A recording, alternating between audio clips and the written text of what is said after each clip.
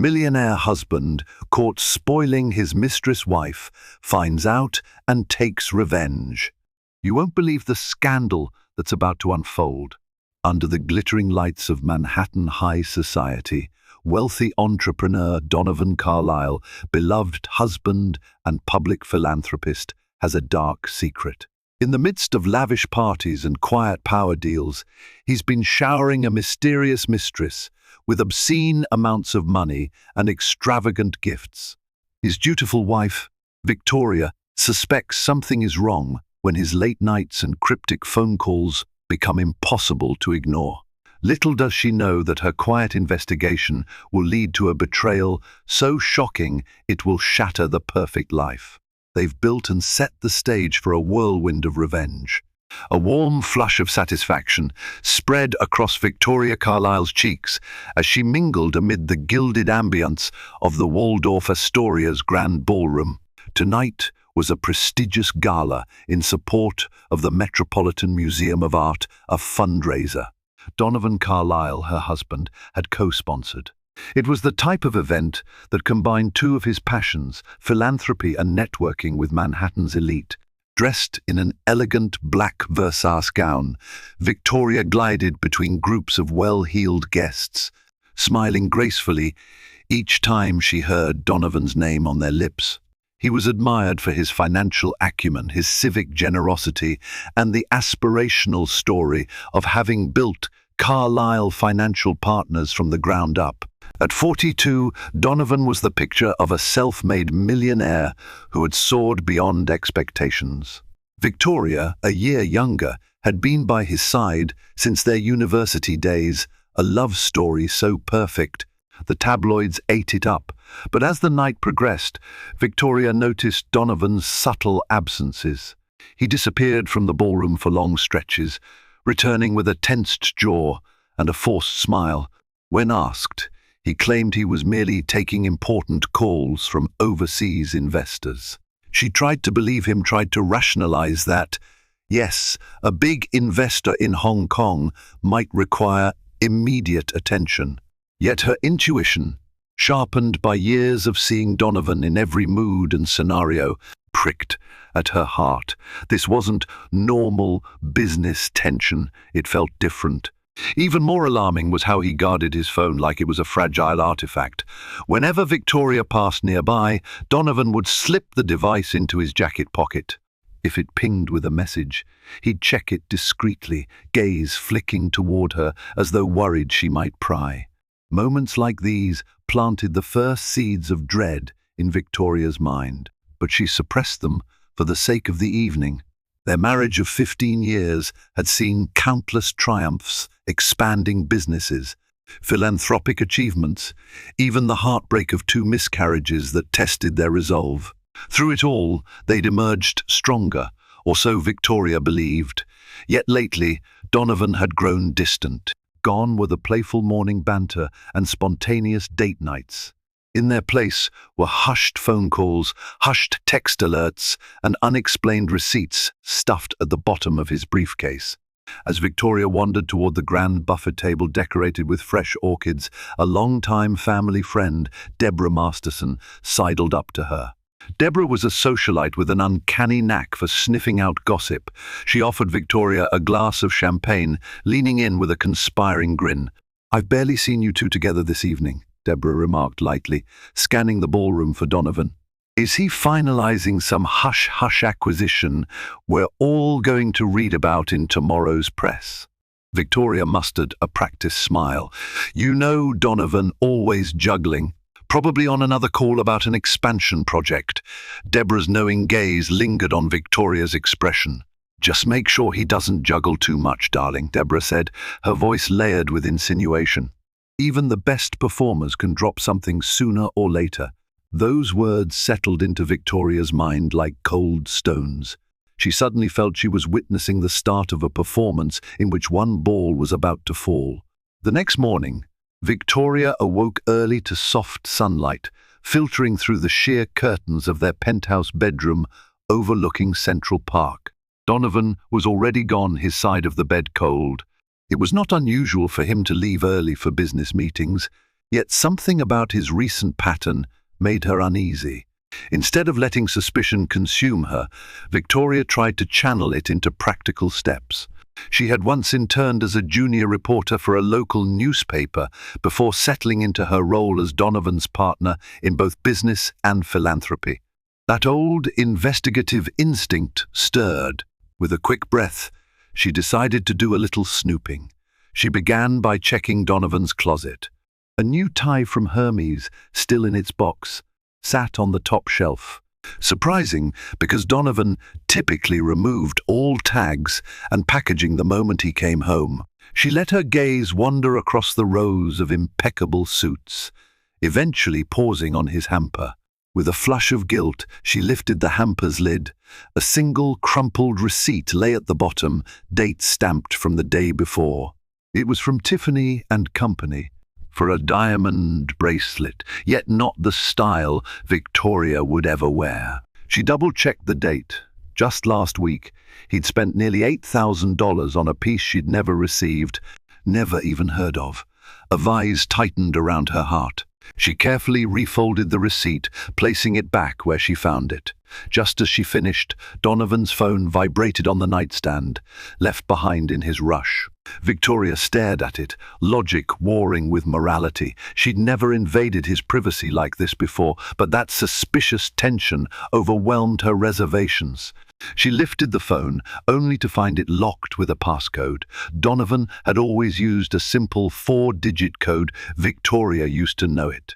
She typed in his old code, their anniversary date. The screen lit up, granting immediate access. Her heart pounded. Was it luck, or had he not changed it because he assumed she'd never look? In his messages, she saw mostly business-related texts: bankers, real estate partners, charity event organizers. Then there was one from a saved contact named R. It read, "I can't wait to see you again tonight. Last night was amazing. Miss you already." Victoria's skin prickled with cold dread. She tapped on the thread, finding a string of affectionate messages going back weeks.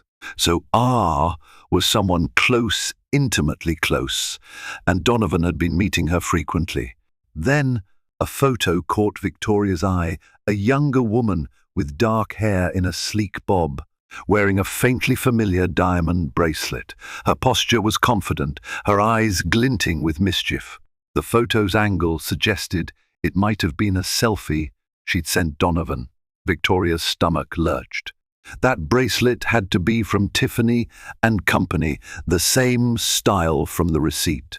He's buying her lavish gifts. He's seeing her regularly. Reality struck her in full force. Donovan was having an affair.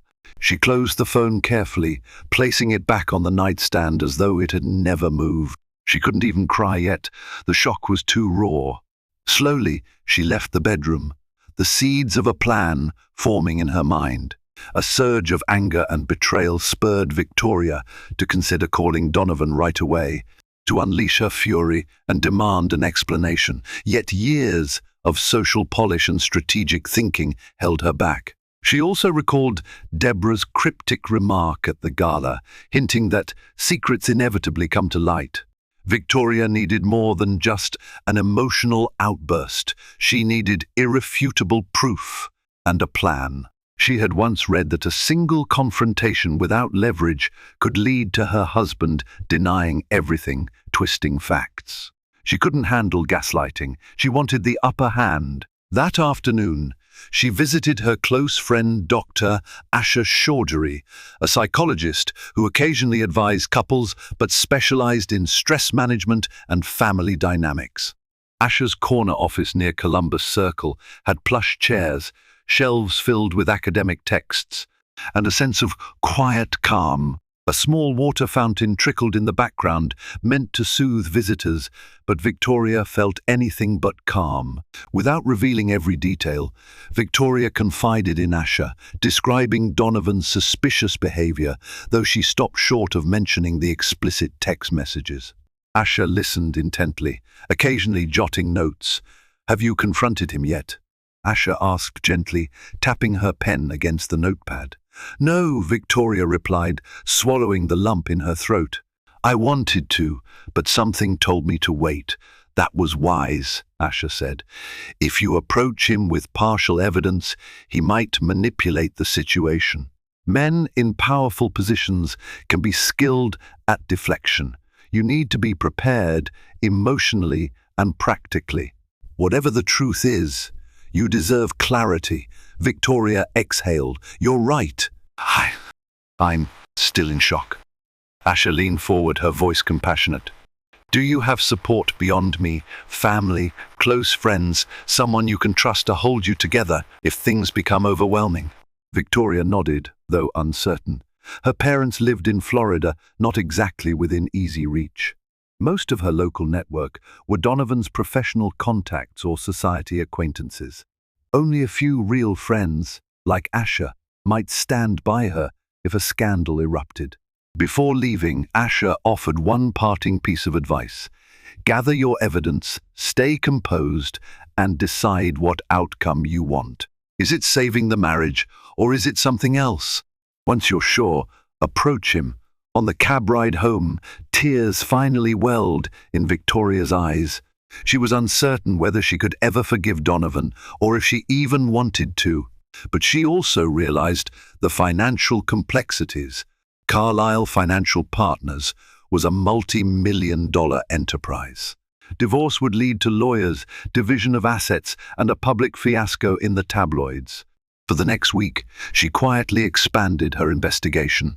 She checked their bank statements, discovered more suspicious charges at luxury boutiques, cryptic accommodations billed under business expenses at the Four Seasons, and repeated rideshare logs to a Soho address.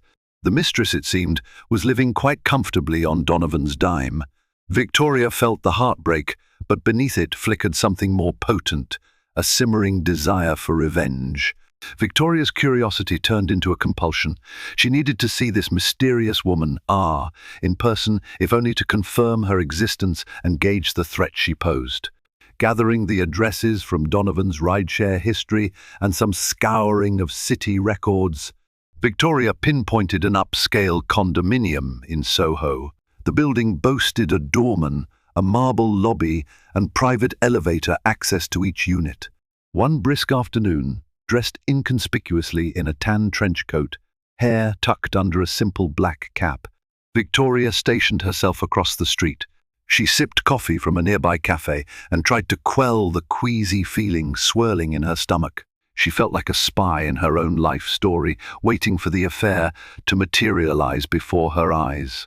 About 40 minutes later, a sleek black Bentley slowed to a stop outside the building. Her heart pounded.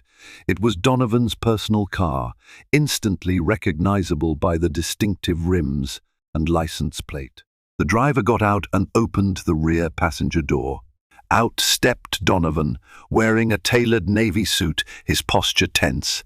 He glanced at his watch and strode confidently inside, nodding at the doorman who recognized him. Victoria's gloved hands tightened around her coffee cup. He's not even trying to hide it from the staff, she realized. The doorman appeared entirely unsurprised by Donovan's presence. For them, it must have been routine. 30 minutes passed, then 40, then an hour. Victoria's coffee had gone cold, but she barely noticed. She paced the sidewalk, passing time by fiddling with her phone, pretending she was a random pedestrian. At last, Donovan emerged, accompanied by a striking woman. She looked to be in her late 20s, with a chic bob of raven black hair, wearing a lavish cream-colored fur coat. A flash of jewelry at her wrist, sure enough. It was the Tiffany & Company bracelet.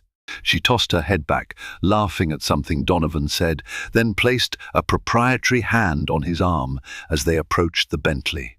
The casual intimacy in that gesture made Victoria's stomach twist. Donovan opened the car door for her, a gesture he used to do for Victoria. Feeling a spike of outrage, Victoria fought the urge to race across the street and confront them. But she remained still, swallowing her fury. She took a silent snapshot with her phone, two people stepping into the Bentley, the woman's face angled upward in clear view, ironclad proof. Later, in the solitude of her walk-in closet, Victoria reviewed the photos on her phone. The hush around her felt suffocating. She could practically hear Ash's words echoing, "Decide what outcome you want. If you want to save the marriage, approach carefully. If not, gather everything you can." Seeing Donovan's closeness to the mistress was like 100 daggers, but it also hardened her resolve. This was beyond a fling. He was devoting time, resources, and emotional energy to R. Even if part of Victoria wanted to preserve her marriage for old times' sake, a growing part of her wanted to see Donovan pay for the betrayal. Though she felt isolated, Victoria discovered an unexpected ally in an unlikely place. A few days after her stakeout, she was at a private lunch meeting with Harriet Wu, a sophisticated investor who, along with Donovan, had funded various art galleries around New York. Harriet was known for her impeccable taste, irreverent wit, and a discreet nature that made her a confidant among high society. The lunch was at Le Bernardin, a Michelin-starred restaurant known for exquisite seafood. Harriet typically preferred to talk shop the next big philanthropic venture or real estate deal. But halfway through the meal, Harriet leaned in conspiratorially. "Victoria," Harriet said, "I'm not one to meddle, but I've observed Donovan out and about lately, with someone who's not you. I've kept my mouth shut, because it's none of my business. But the rumors are growing. I wanted to make sure you heard it from a friend, not a gossip column." Victoria's face remained composed, though her heart thudded. The rumor mill was churning. She glanced around to ensure no one was eavesdropping. The restaurant's subdued hum, plus their private table, reassured her. "I appreciate your candor," Victoria said quietly. "Do you know anything else about the woman?" Harriet sighed, swirling her wine. "Only whispers. Her name is rumored to be Rosalie something, possibly an aspiring interior designer. She's been flaunting new jewelry and handbags, and people are noticing how much Donovan is spending on her." The mention of Rosalie matched the R in Donovan's phone. Another piece of the puzzle. "Thank you for telling me," Victoria said. "I'm dealing with it." Harriet gave her a sympathetic nod. "Whatever you decide, let me know if you need help. I know some of Donovan's acquaintances. Men like him always have certain blind spots. I also have attorneys on speed dial, if it comes to that." Driving home from lunch, Victoria mulled Harriet's words. Harriet knew more than she was letting on, but was cautious not to meddle too deeply. At least Victoria had confirmation that Donovan's affair wasn't just a paranoid delusion. It was public enough that Harriet, a polished investor with her ear to the ground, had picked up on it. Later that evening, Victoria found herself alone in their penthouse living room, an upscale space she had painstakingly decorated with rare artworks and plush furnishings. Donovan was working late again. She stared at the city lights beyond the glass windows and felt an acute sense of emptiness. This home, once filled with shared dreams, now felt like a stage for illusions. Her phone buzzed, a text from Harriet. "Just remember, you hold more power than you think. Donovan is a big name, but you're not invisible." Victoria typed back, "Thank you. I plan to make him see that very soon." As she set down the phone, she pictured Donovan stepping out with Rosalie, that smug look on his face as he escorted her in the Bentley. Something in Victoria snapped into place, an iron resolve. The question was no longer if she would confront him, but how she would orchestrate it to maximize impact. Before making her move, Victoria recognized that knowledge was power. She had always been moderately involved in Carlyle Financial Partners, attending board meetings, offering philanthropic insights, but Donovan oversaw the bulk of the operations. If a divorce or major confrontation was imminent, she needed to understand the financial labyrinth underpinning their marriage. She began reviewing corporate filings, annual reports, and any readily accessible data on Carlyle Financial Partners. On the surface, everything looked pristine, diverse investments, stable returns, a well-structured corporate board. But Victoria's instincts told her that men who hide affairs often hide financial misdeeds as well. She wanted to be prepared for any eventuality, including Donovan potentially siphoning money for Rosalie. Late one night, while Donovan was asleep, Victoria quietly accessed his laptop in the study. She knew the partial password from an old conversation about keeping it simple. After a few tries, birthdays, middle names, she gained entry. Her eyes scanned the private spreadsheets. She saw large disbursements, labeled as consulting fees to a shell entity, Redwood Interiors.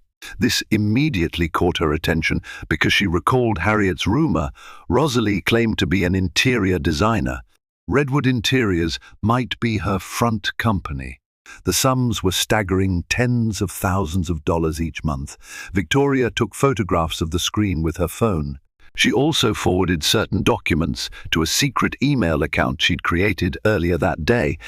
Her chest constricted as she realized the scope of Donovan's betrayal wasn't merely emotional, it was financial embezzlement from his own firm. If Redwood Interiors was a sham, Donovan was funneling corporate money to Rosalie, risking illegal activity or at least severe ethical breaches. By the time she returned to bed, her mind was a storm of thoughts. This was no simple extramarital fling, it was a potential corporate scandal. If it blew up publicly, Carlyle Financial Partners could crumble. Victoria would lose the life she'd built, but Donovan would also face potential legal consequences. And ironically, a piece of her still felt heartbreak. How could the man she'd loved for so long degrade his marriage and business for an affair? She lay beside Donovan, listening to the rhythm of his breathing. He smelled faintly of expensive cologne and betrayal. She wondered if he dreamed of Rosalie while she was forced to plan out a real-world chess match. A text alert beeped on Donovan's phone from the bedside table. Victoria turned over, eyes closed, feigning sleep. Donovan stirred, reached for his phone, and typed something back. She guessed it was Rosalie, perhaps wanting to confirm their next tryst. Keep texting her, Victoria thought, bitterness welling inside. You have no idea what's coming. For the next few days, Victoria let Donovan move about his routine, noticing the small signs that their relationship was slipping into a charade. He'd kiss her cheek in the morning, murmur a quick goodbye, and depart for meetings. At dinner, he'd be distant, picking at his food, consumed by text messages. Occasionally, he'd muster a forced warmth to ask about her day, but his eyes never quite met hers. One evening, Victoria decided to test his reaction. They were seated in the penthouse dining room, a space that could have hosted a full dinner party but felt empty with just two. She prepared a meal of seared salmon and roasted vegetables, a recipe he once loved. Donovan arrived home late, apologizing but not really explaining. "Long day?" Victoria asked, offering a polite smile. Donovan shrugged. "You know how the markets have been." Then he dove into his phone, even as the meal sat in front of him. She inhaled slowly. "Donovan, we haven't spent time together in weeks. I'm worried about you. Is everything okay at the firm?" He looked up, alarm briefly flashing in his eyes before he forced a reassuring smile. "Everything's fine. Why wouldn't it be?" Victoria met his gaze steadily. "I just want to make sure there's no trouble brewing. No financial complications I should know about." She watched as his shoulders tensed. "Why do you ask that?" he said, too quickly. "Just a feeling," she replied, lightly cutting into the salmon. "We used to discuss everything business, personal. Lately, you've been so distant. I worry that you might be facing a crisis you're not sharing." Donovan's eyes darted around the room. Then he forced a laugh. "I'm fine, Victoria. Really. Just the usual market volatility, nothing that I can't handle." He changed the subject abruptly, asking about the gala schedule for the next month. Victoria played along, letting him believe he'd navigated out of the conversation unscathed. But inside, she noted how easily he lied to her face. She recognized the guilt hidden beneath his forced nonchalance. Meanwhile, Donovan's phone buzzed multiple times throughout dinner. Each time he would glance at it, apologize, and step away from the table. By the time dessert arrived, he had lost any pretense of normalcy. She could practically see him itching to finish dinner, so he could respond to whatever Rosalie demanded. That night, as Donovan fell asleep in the master bedroom, Victoria took solace in the knowledge that she had a plan. She had copies of the Redwood Interiors files. She had photos of Donovan and Rosalie together. She had Harriet's willingness to assist. She even had subtle references from Deborah Masterson that the social circles were buzzing with speculation. It was a precarious dance. If Donovan sensed she was onto him, he might destroy crucial evidence or maneuver to secure his assets. But if she played her hand too late, he could blindside her by shifting funds or divorcing her first under humiliating terms. The key was timing, and Victoria intended to orchestrate a reckoning that would leave Donovan no wiggle room. While Victoria carefully plotted behind the scenes, Rosalie seemed to grow bolder in her demands.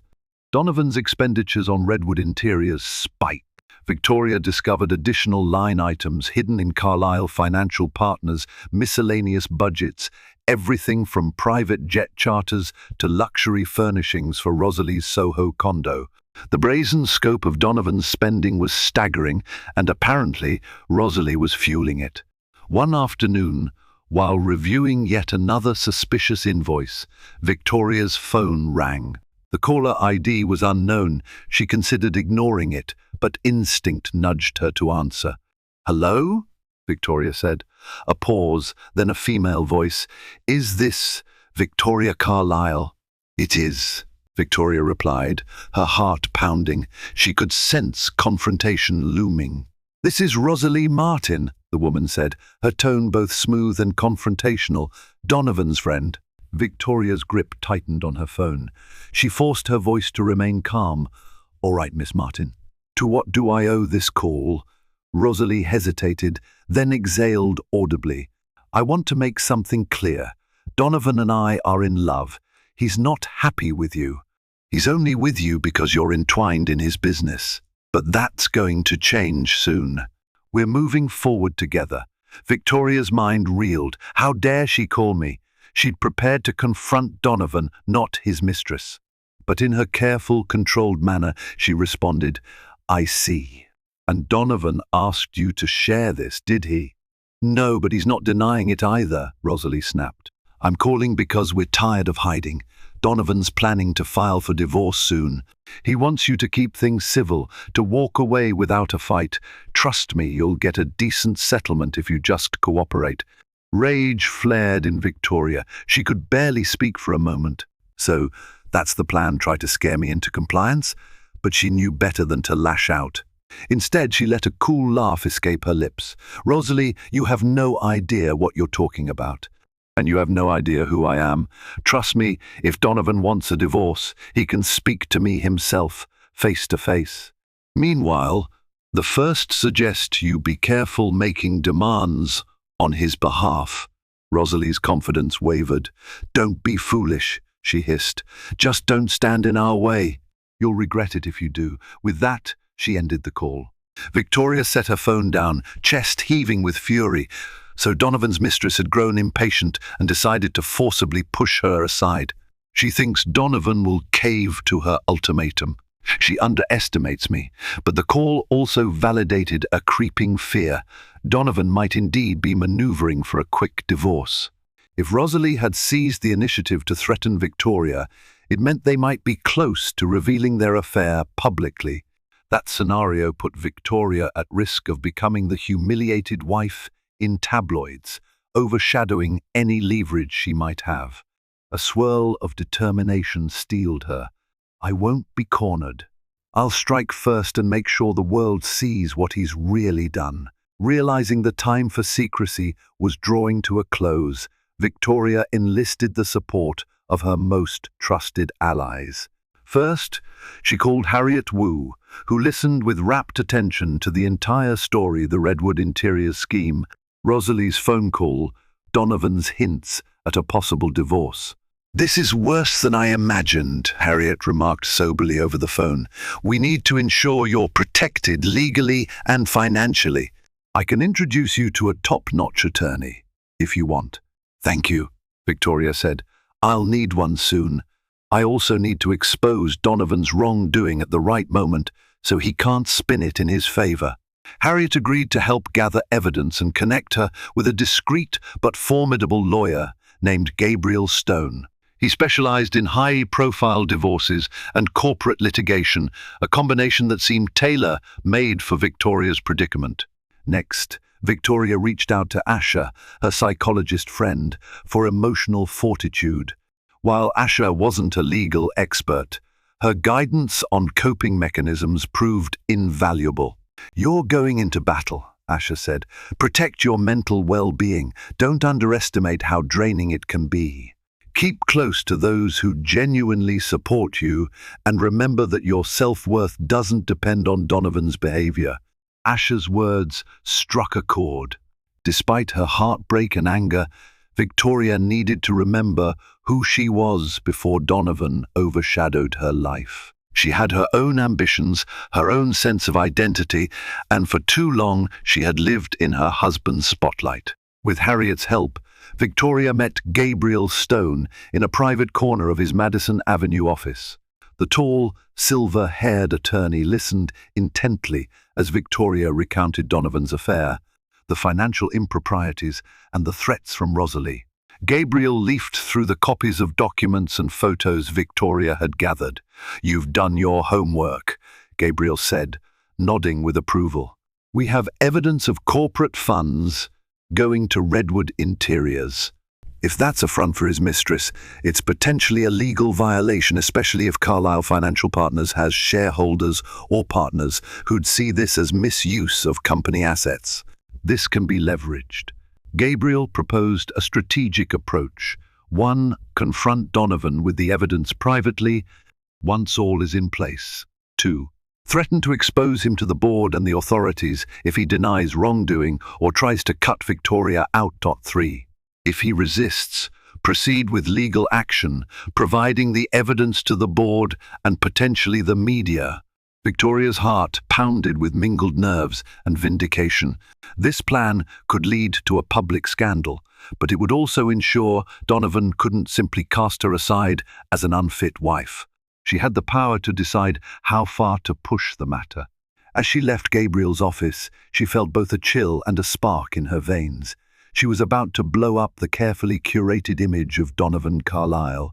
The final piece she needed was Donovan's presence in a setting she controlled, where she could confront him, present the evidence, and watch his mask crumble.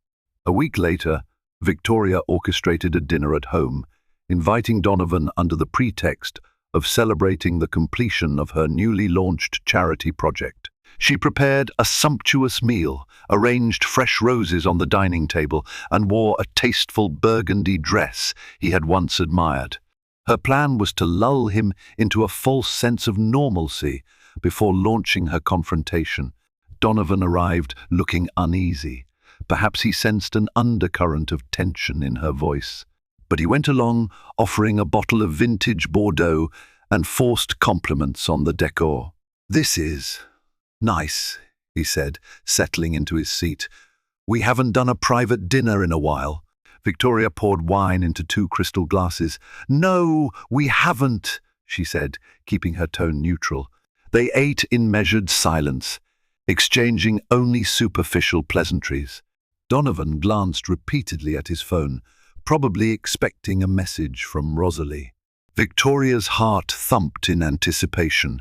When they finished the main course, she decided it was time. She set her fork down. "Donovan, I know about Redwood Interiors," she said calmly, "and about Rosalie Martin." His face went pale, wine glass pausing midway to his lips. "One, I don't know what you mean," he stammered, but his eyes brimmed with panic. Victoria stood, walked to the sideboard, and returned with a slim folder. She placed it in front of him. "Look at these statements. Invoices, photos, text messages. I have it all." He flipped through them, face contorting. You've been spying on me. I've been seeking the truth, Victoria corrected. Don't bother denying it. I know about the diverted funds, the gifts, the condo. I know you've given her a shell company and laundered money through Carlyle Financial Partners. Donovan rubbed his temples. Victoria, it's not what it looks like. She gave a short, bitter laugh. Isn't it? Then enlighten me. He fumbled for words. Rosalie, she's just a consultant. Redwood Interiors is a real business. I might have overspent, but it's nothing illegal. She slammed her palm on the table, startling him. Don't lie to me. I saw you with her. I have the receipts. This is an affair, and you're stealing from your own company to maintain it. And I'm telling you now, I won't be brushed aside quietly. Beads of sweat appeared on Donovan's forehead. His bravado evaporated. Victoria, please. Let's handle this discreetly. We can come to an arrangement. I'll pay you off. You can keep the penthouse. She stared at him in disbelief. You think that's all I want? A golden cage while you gallivant with your mistress? She leaned forward. I have attorneys. I have friends. You can't bully or bribe me. If you try to push me out with a shady divorce, I'll expose everything to your board and the authorities. Embezzlement, Donovan. Do you realize what that means? Prison time, potential lawsuits from partners, the end of Carlyle Financial Partners. His eyes widened, terror seizing him. For the first time, Donovan realized the precariousness of his situation. Victoria let the moment linger, letting him taste fear. This was her first strike, making him comprehend that he was at her mercy.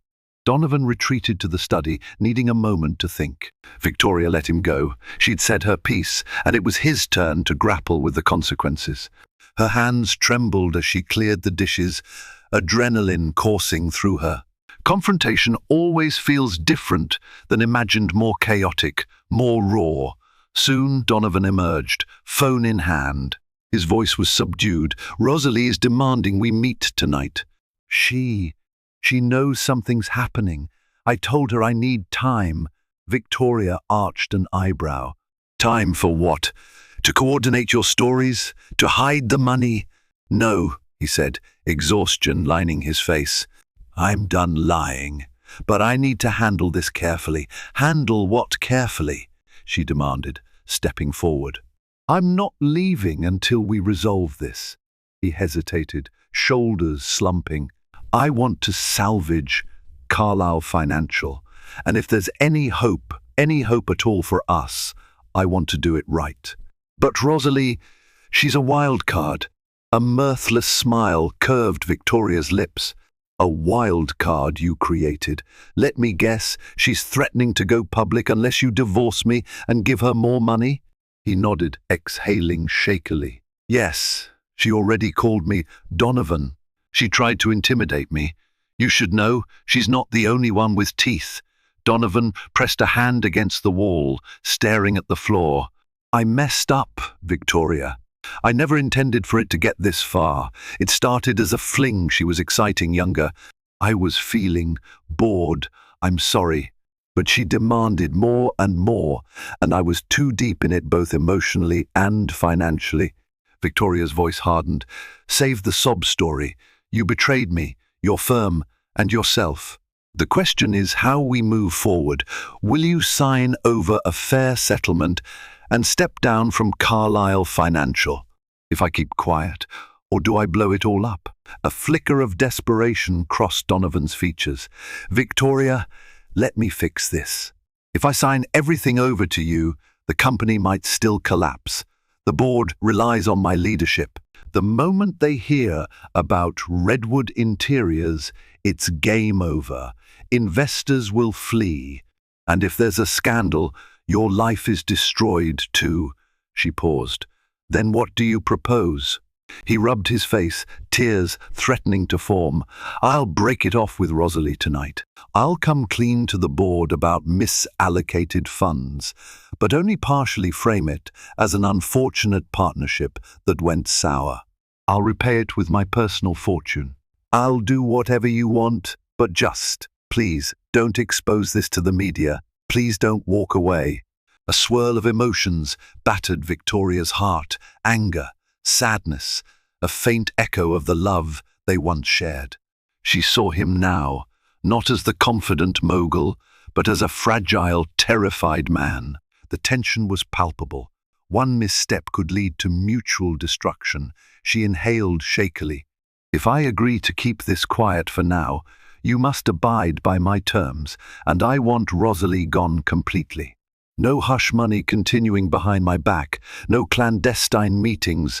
Donovan nodded vehemently. "I swear, I'll fix everything." Despite his promise, Victoria remained wary. The next hours and days would reveal whether Donovan truly had the backbone to sever ties with Rosalie and rectify his crimes, or if he would betray her yet again. That same night, Donovan texted Rosalie, demanding an immediate meeting. Victoria insisted he do it in a neutral setting somewhere public, so no illusions of romance could linger.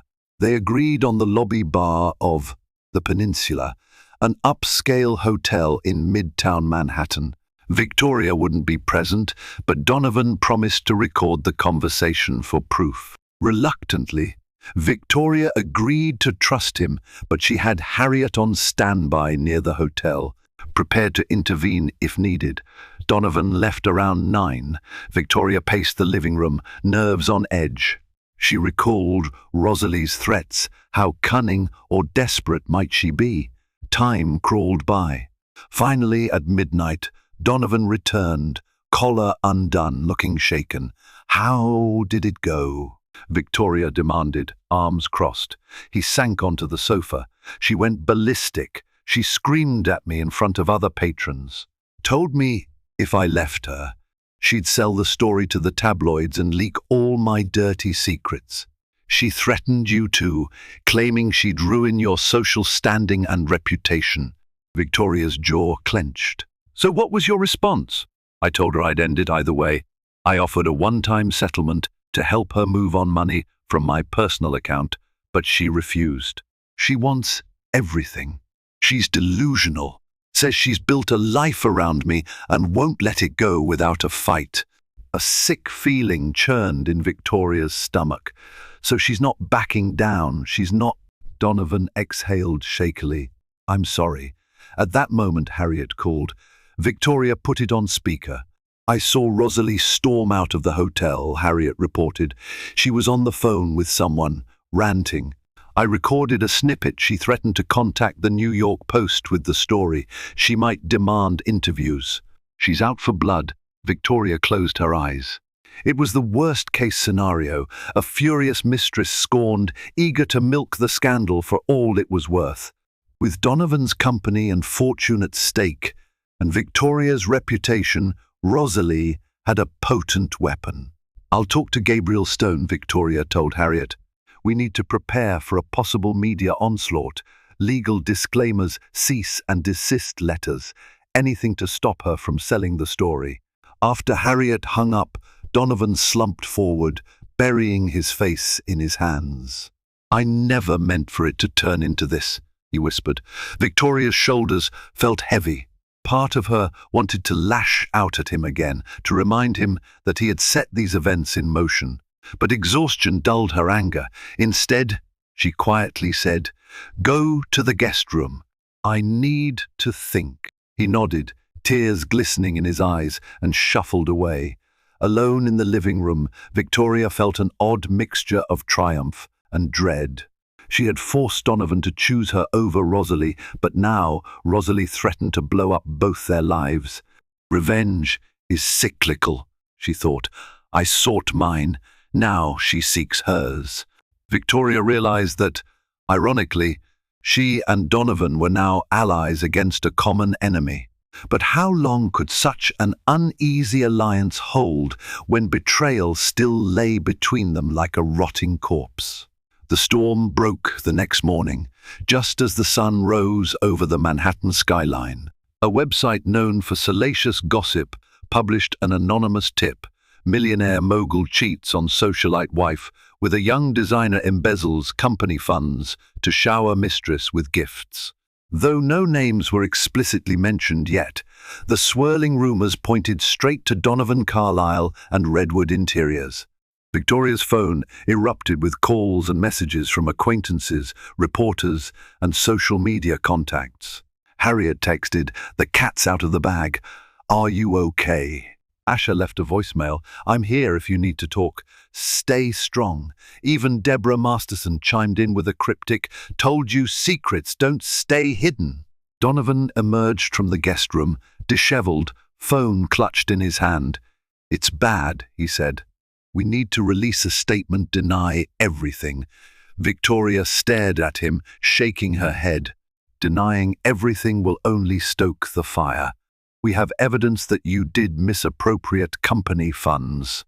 If we lie and the truth emerges, Carlyle Financial could face total collapse. The best approach might be to come partially clean, claim that Redwood Interiors was a misguided investment, and that you're resolving it." He sank into a chair. "The board will crucify me." "Not necessarily," she countered. "Not if we make them believe that you're fixing the issue, that you regret the mistake, and that it's a personal failing, not a reflection of the entire company." She dialed Gabriel Stone's number, putting the phone on speaker. "Gabriel, the rumors are out. What's our immediate next step?" Gabriel's voice was calm, yet urgent. "You should release a carefully worded statement acknowledging that there was an erroneous allocation of funds to Redwood Interiors, which has since been terminated as a vendor. Assure the public that all finances are being audited. Emphasize that the romantic aspect of this story is mere speculation. If we can keep that part vague, it might limit the sensationalism. Also, reassure the board that no major losses were inflicted on Carlyle Financial. Meanwhile, we'll file a restraining order against Rosalie if she continues to harass or defame you." Victoria glanced at Donovan. "You heard him. Can you do this?" Donovan nodded stiffly. "Yes, I'll draft a statement with the PR team." Within an hour, major outlets received an official release from Carlyle Financial Partners, disclaiming the Redwood Interiors partnership and referencing a dispute. The statement promised a swift internal audit. Victoria's name was conspicuously absent from the release, an intentional move to shield her from direct media inquiries. But as expected, Rosalie fired back. She posted a series of cryptic Instagram stories, tagging gossip columnists and hinting at the love nest in Soho. She threatened to leak explicit photos if Donovan didn't come clean about his affair. The tabloids feasted, publishing rumor-laden articles, some with blurred images that strongly resembled Donovan and Rosalie entering the Bentley. Gabriel moved fast, issuing cease and desist letters. Harriet provided her vantage as a well-respected investor to calm the financial community. Asha offered emotional support, reminding Victoria that even if the world judged her, her own sense of self was vital. Amidst the chaos, Donovan convened an emergency board meeting. Victoria insisted on attending, despite never having done so in such a crisis context. Seated in a sleek glass-walled conference room, the board members grilled Donovan on Redwood Interiors. He presented partial truths, a misjudged venture, personal involvement gone wrong, no major damage to the firm's bottom line. When one board member demanded to know if the rumors of an affair were true, Donovan paused. He then looked at Victoria, who was seated at his side. She steadied him with a cool gaze. "Keep it professional," her eyes seemed to say. Donovan cleared his throat. "My personal life is in turmoil, but that does not affect Carlyle Financial's stability. I've resolved the Redwood Interiors arrangement and am prepared to repay any funds that are deemed improperly allocated." Another director, Agnes Laurent, folded her arms. I want to see proof that these allegations of embezzlement are false." Donovan nodded, passing around documents that Harriet, Gabriel, and Victoria had helped compile. They showed the money had been returned to company accounts in full. Victoria watched the board scrutinize every figure. She sensed their skepticism, but also recognized they were business people first. They valued results. As long as Donovan could preserve their investments, they might be willing to ride out the scandal. After an hour of heated discussion, the board agreed to place Donovan on a probationary period. An external audit firm would oversee Carlyle Financial's records for the next 6 months. If any more questionable activities surfaced, Donovan would be forced to resign. When the meeting adjourned, Donovan and Victoria walked out together. Outside the building, paparazzi waited, cameras flashing. Donovan automatically reached for Victoria's hand, a reflex from their old days of public appearances. She stiffened, but let his hand rest in hers for the sake of optics. In the car ride home, neither spoke for several blocks.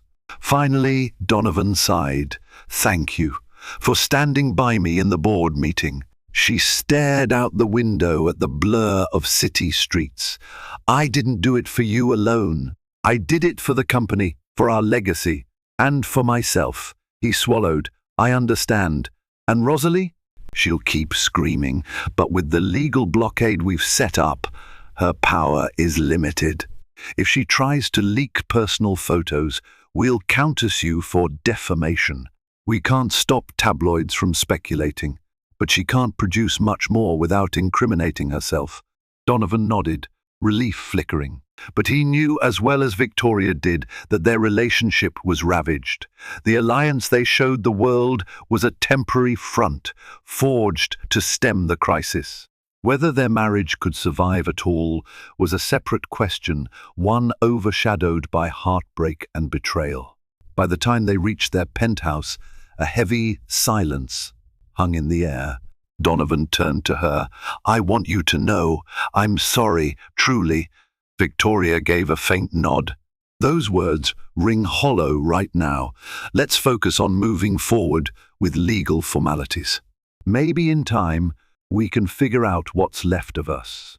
Until then, you'll stay in the guest room. And if I get even a hint that you're backtracking or lying again, I won't hesitate to expose everything, publicly and permanently." Donovan inhaled, looking both grateful and terrified. "I understand." He stepped out of the car, and for a moment, they just stood by the penthouse entrance, the city buzzing around them. They were no longer the golden couple of Manhattan, but rather two battered individuals forced into a reluctant truce, while the mistress who had once shared Donovan's bed howled in the distance, left to wage a losing battle against the fortress of damage control. Thus ends the scandal that began with a diamond bracelet and ends with a fractured alliance. Donovan and Victoria might still be together in name, but their marriage would never be the same. The taste of betrayal lingered like bitter wine, a reminder that no secret, no matter how well funded, remains hidden forever. In the end, deception unraveled every glittering thread that once held Donovan and Victoria's marriage together. Blinded by greed and lust, Donovan gambled with his wife's trust and his company's future, only to find himself caught in a public storm he could barely control. Meanwhile, Victoria transformed from a betrayed spouse into a strategic force, wielding truth like a weapon to protect what mattered most. Their story is a powerful reminder that no amount of wealth can shield a person from the consequences of betrayal. If this tale gripped your attention, stirred your emotions, and left you wanting more, be sure to like this video, share it with others who love a good drama, and subscribe for more epic stories of love, revenge, and redemption. Your support keeps these stories coming, and we can't wait to bring you the next jaw-dropping saga.